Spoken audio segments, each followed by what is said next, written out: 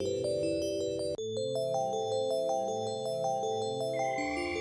guys, so I'm just going to get right to the point and jump into this video. I picked up a pair of these Profile Performance Demon Eye LED units a while back, and I noticed that they do not come with any sort of an LED driver, and on their website they claim that these LED units do not need any sort of a driver. On the back side, it's a little hard to see here, I'm going to try and focus in on them, but there are a set of small resistors to limit the current to these LEDs. And LEDs are commonly current driven devices, they're not constant voltage driven devices, and so they would normally use a constant current source to drive the LEDs. But not knowing a whole lot about these particular LEDs, I'm going to actually use a constant voltage source to protect the LEDs from the nasty voltage spikes that are often seen inside an automotive environment, because from past experience I've had unprotected LEDs in my car prematurely fail due to the high voltage spikes. And so what I have here is an adjustable voltage regulator, and I'm going to be placing this between the car and the Demon Eye LEDs. Now the Demon Eye LEDs are pretty expensive considering that they're just a LED board with a few resistors on them, and this adjustable voltage regulator is only $2 or $3, and it's going to sort of in some ways act like a fuse between the vehicle and the LEDs. So if something does go wrong, this thing is going to take the brunt of it and hopefully be the failure point, so it's easy and cheap to replace. And what I'm doing now is I'm just adjusting the voltage output of the adjustable voltage regulator down to about 10.5 volts. On the input side, I had set the voltage of my power supply to about 13 point some odd volts, similar to what a car alternator would output. And the reason I'm using 10.5 volts on the output is that voltage regulators commonly have what's known as a dropout voltage associated with them. And so when the vehicle is off and the alternator is not on and the battery is about 12 some odd volts, 1.5 volts is a pretty safe dropout voltage for a common voltage regulator. And this should ensure that my output voltage stays pretty consistent around that 10.5 volts. With the output voltage set, I soldered my positive and negative wires to the output of the adjustable voltage regulator. And then on the input side, I can use these generic waterproof automotive style connectors I found on eBay, but not before protecting the voltage regulator in some sort of case. Now I designed and 3D printed these cases out of plastic, but if you don't have access to a 3D printer, you can just use some really big heat shrink tubing and encase the entire voltage regulator in heat shrink tubing to protect it from the elements as well as shorting out on other metallic objects. Most retrofit companies also sell mounting kits for the LED Demon Eyes, and in this case I'm using a kit for an H1 style projector, which has been largely popularized by the RETROFIT source with their Morimoto H1 style headlight. Installation prep is pretty easy here. You're going to take your LED Demon Eye and you're going to put it on top of the metal mounting bracket, and you can see where that center hole will line up with the slot on the bracket. There's a single nut and bolt. I'm going to put the bolt facing upwards here and the nut on top. You're going to tighten everything down. I would highly recommend that you use some sort of Loctite or thread locker here, as the nut is not a nylock nut.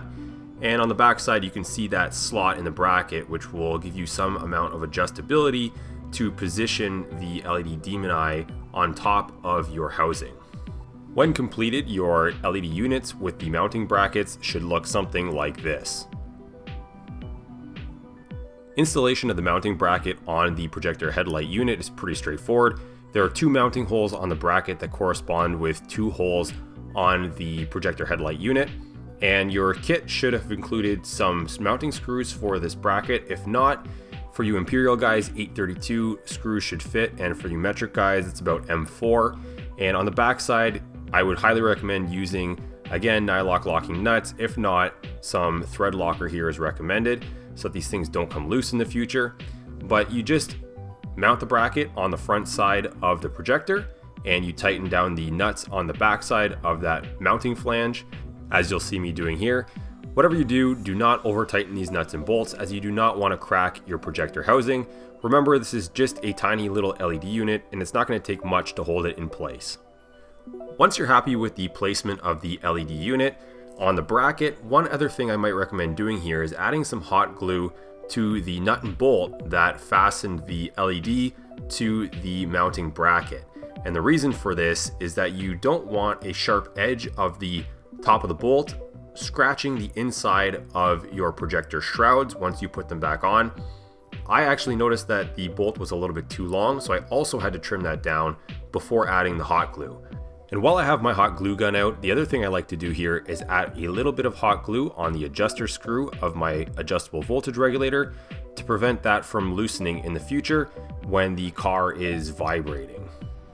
Next, I'm going to grab the voltage regulator cases that I 3D printed, and we're going to be mounting the voltage regulators within those cases. So I'm going to use a little more hot glue here on the bottom piece, and I'm going to stick the voltage regulator onto that piece on the bottom, and then I can screw the top part on, and I'm going to use some more hot glue to seal up the openings where the wires come in and out of the voltage regulator cases. And this is going to do two things. One, it's going to seal them like I just said, and two, it's going to act like a bit of a strain relief for those solder joints so that the wires do not break free in the future. And when I'm complete, I'm left with a fairly tidy looking enclosure, and I'm not too worried about heat dissipation here, as the regulator is rated at about 3 amps and the draw of the LEDs is fairly low, so there shouldn't be much heat generation here. At this point, I just tucked the enclosure behind the projector units and I zip tied it into place, and I'm ready to install the shroud back onto the projector. And so you can see the Demon Eye LED unit should fit snugly underneath. As I had mentioned earlier, I had to trim back that one bolt that I put the hot glue over top of, but everything fits on as it should, and we're ready to test these things out. Now I've wired my Demon Eyes into my parking lights / daytime running lights, so as you would expect, they turn on when I turn those on. And now I'm running a solid white Demon Eye here. This is to complement the inner two projectors, so I have a quad Bi-Xenon setup, and on the inner two projectors, this is where I'm running the functional HID bulbs.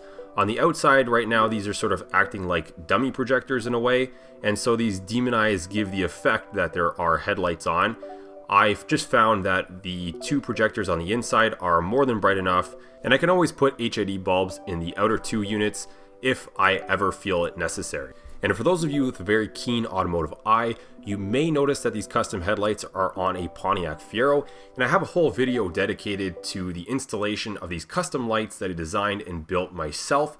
If you guys are interested in that, check that out. I'll put a card in the top right hand corner of the screen right now. And if you happen to have a Fiero and you're interested in a set of these lights, check out the video description down below, where I'll put a link to my website where you can pick up these headlights and do this installation yourself. That's it for this video, guys. If you have any comments or questions, put them in the comment section down below, and I'll see you guys next time.